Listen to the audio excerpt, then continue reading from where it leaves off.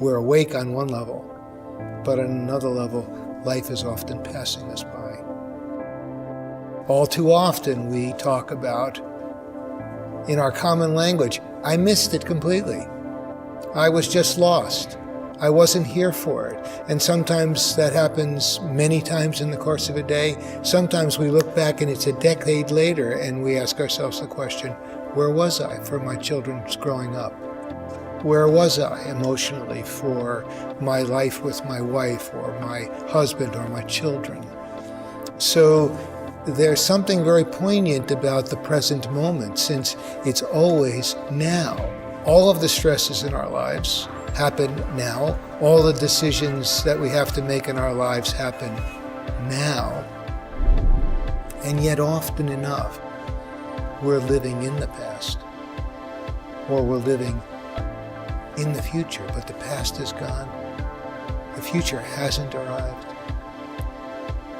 But now is right here. This is when we hear the sound of the birds. This is when we feel the caress of our child's hand against our face. Mindfulness is a way of beginning to become more attentive to the present moment, to the actuality of being alive, and maybe even more importantly, participating in that act of being alive.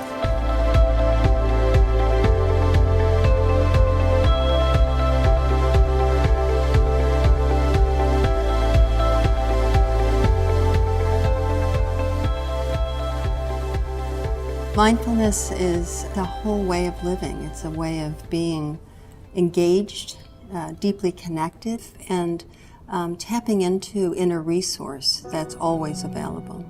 Mindfulness is the awareness that rises when we pay attention on purpose in the present moment, non-judgmentally.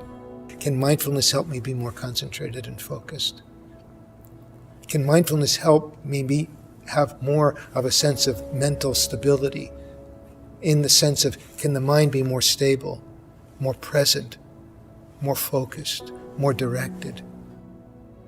When we first wake up in the morning, it might be worth taking a few moments to stop while you're lying there in bed. Take a few breaths. Feel the breath in the body. Open the eyes. Notice the sounds around you, or the light streaming into the room, or the quality of the darkness if it's still dark out. Just those few moments are a way of grounding ourselves on purpose in this present moment.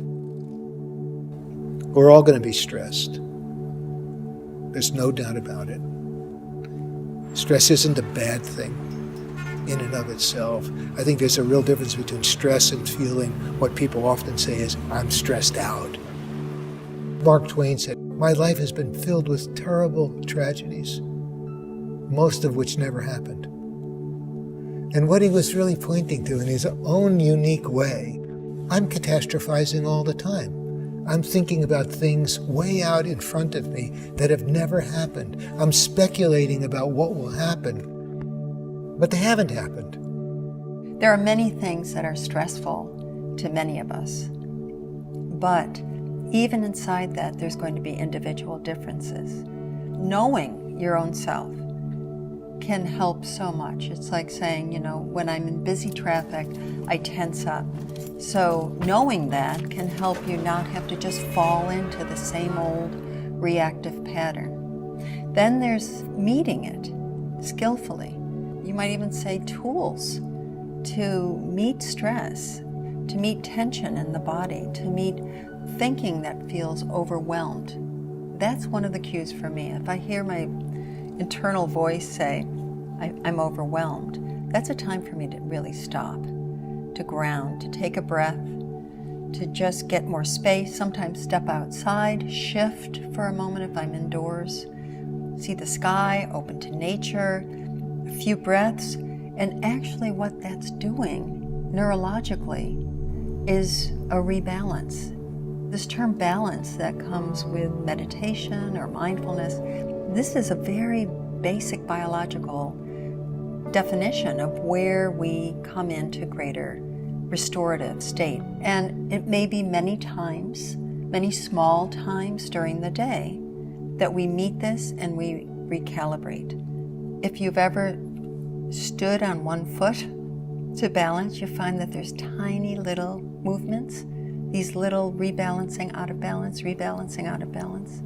So it's not some fixed, static state. It's very, very alive. When it's informed by awareness, when it's informed with mindfulness, we can more skillfully meet those moments of being out of balance.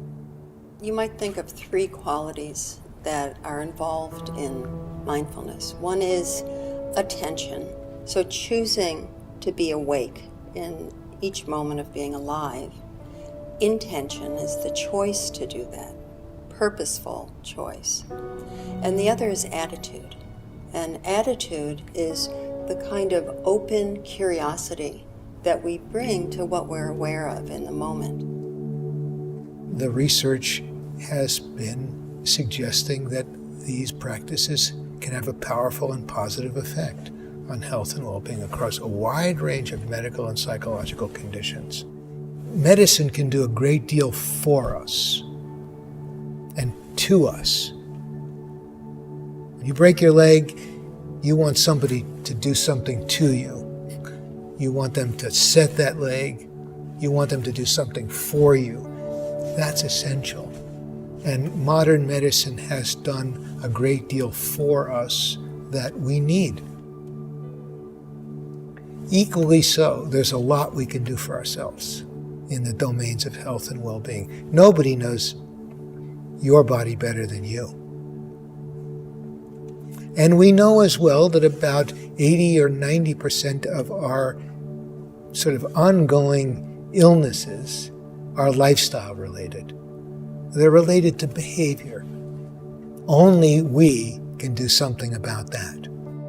I don't think there's any doubt any longer that the human being, the person, is at the center of their own health and wellness. And that's what we mean when we talk about participatory medicine, is that you want to be a spectator, your health will pass you by. You want to be a participant, it can help you be alive moment by moment and enrich your life. Mindfulness begins to reveal to us our habits, our patterns.